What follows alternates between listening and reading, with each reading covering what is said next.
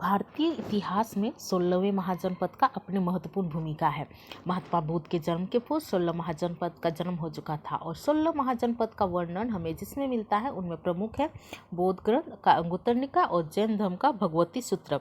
इन 16 महाजनपद में सबसे शक्तिशाली मगध था और इसमें वज्जी और मल गणतंत्र थे और शेष सभी राजतंत्रात्मक थे।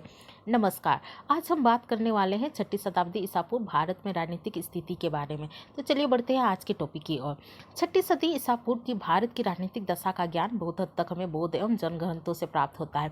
यद्यपि बौद्ध एवं जैन धर्म को देखें तो उन ग्रंथों का उद्देश्य धर्म निरूपण था, राजनीतिक घटनाओं का वर्णन नहीं था। फिर भी यत्र तत्र हमें ऋषियों का उल्लेख मिलता है जिससे के अनुशीलन से हमें तत्कालिक और अधिकापूर्वकालीन इतिहास का पता चलता है। और इसी संदर्भ में हमें साहित्य में भारत के प्राचीन 16 महाजनपद यानी कि 16 महाजनपद का उल्लेख मिलता है। ये बौद्ध के प्राचीनतम ग्रंथ अंगुत्तर निकाय से मिलता है और इन महाजनपदों का काल ईसा पूर्व 6ठी सदी में है। बौद्ध ग्रंथ अंगुत्तर निकाय में इस 16 महाजनपद का वर्णन इस प्रकार है। काशी, कोसल, अंग, मगध, वज्जी, मल, चेदी, कुरु, पंचाल, मच्छ, वत्स, अस्मक, अवंती, कंबोज, गंधार तथा सुरसेन। परंतु जैन ग्रंथ में ये भगवती सूत्र में महाजनपदों की सूची का इस प्रकार से वर्णन किया गया है। अंग, मगध, मलय, मालव, कच्छ, वच्छ, कोसल, अवह, सुहत्तर, भोली, काशी, वत्स एवं वज्जी।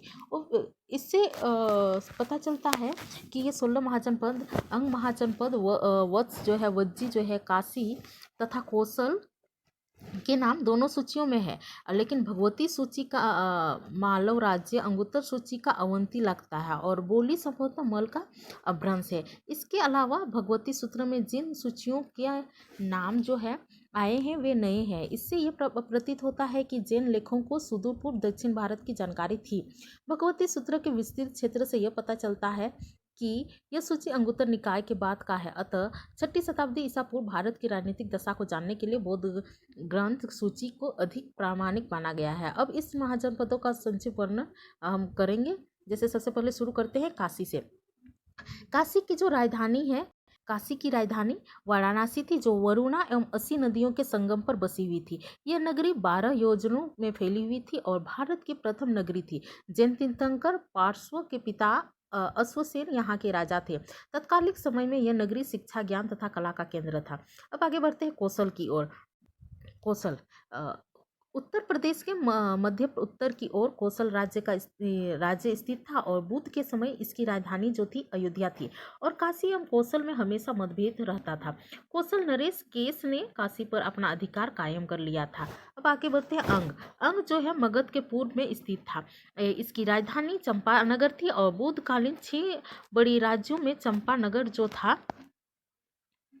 चंपानगर की गणना की जाती थी। प्रारंभ में अंग एक शक्तिशाली जनपद था। कालांतर में अंग के शक्ति के मतलब ह्रास हुआ और मगध ने इसे अपने अधिकार क्षेत्र में सम्मिलित कर लिया था।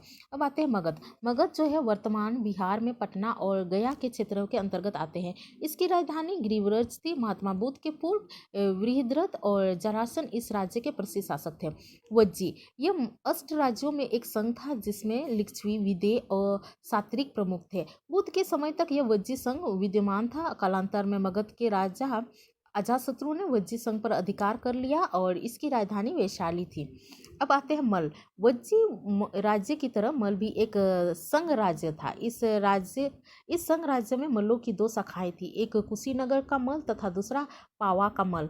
महाभारत में दोनों मल की शाखाओं का उल्लेख मिलता है। अब आगे बढ़ते हैं चेदी। आधुनिक बुंदेलखंड के अंतर्गत यह राज्य था। महाभारत में इन राज्यों का उल्लेख मिलता है। जातकों में वर्णित सूरतवर्ती यह नगरी थी और शिशुपाल यहीं का राजा था।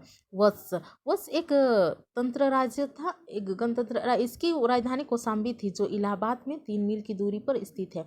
यह व्यापारिक मार्ग पर स्थित था और उदयंत वंश का शासक था। कालांतर में यह अवंती में मिला दिया गया था। कुरु वर्तमान दिल्ली तथा मेरठ की सीमावर्ती क्षेत्र में कुरु राज्य के अंतर्गत आते थे। इसकी राजधानी इंद्रप्रस्थ थी। महबूब शेख जातक के अनुसार यहाँ के शासक युधिष्ठिर वंश के थे। पंचाल पंचाल के वर्तमान बुंदेलखंड, रुहेलखंड तथा उनके समीप के जिले सम्मिलित थे। मत्स्य मत्स्य या मत्स्य मत्स्य आधुनिक अलावर, जयपुर तथा भरतपुर की भूमि पर अवस्थित था।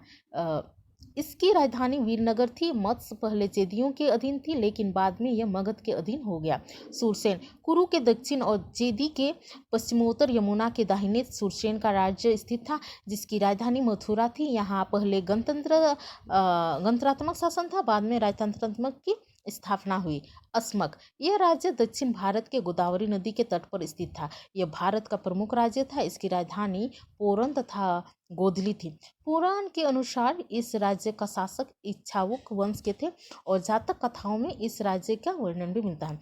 अब आते हैं अवंती। अवंती जो था आधुनिक मालवा ही प्राचीन काल का अवंती राज्य था। इसके दो भाग थे, उत्तरी अवंती जिसकी राजधानी उज्जैन थी और दक्षिणी अवंती जिसकी राजधानी मरीसमरी थी। उस समय अवंती राज्य काफी शक्तिशाली था, मतलब काफ़ी ज़्यादा शक्तिशाली थे। अवंती का प्रमुख राजा प्रद्योत था। अब आगे बढ़ते हैं। गंधार यह आधुनिक अफगानिस्तान का पूर्वी भाग था। जातक के अनुसार इसकी राजधानी तक्षशिला थी। अवंती और गंधार के बीच कई बार युद्ध भी हुआ था। कंबोज गंधार और कंबोज दोनों जनपदों की चर्चा बौद्ध ग्रंथों में एक साथ है। इनसे यह पता चलता है कि कंबोज और गंधार दोनों पड़ोसी था। कुछ समय पश्चात यहाँ गणतंत्रात्मक की स्थापना भी हुई थी। इन 16 महाजनपदों के अध्ययन से हमें यह पता चलता है कि इन 16 महाजनपदों में की व्यवस्था एक समान नहीं थी। कहीं राजतंत्रात्मक थी तो कहीं गणतंत्रात्मक थी। आई होप ये वीडियो आप लोग के लिए काफ़ी हेल्पफुल रहा होगा। वीडियो पसंद आए तो लाइक शेयर और सब्सक्राइब जरूर करिएगा। और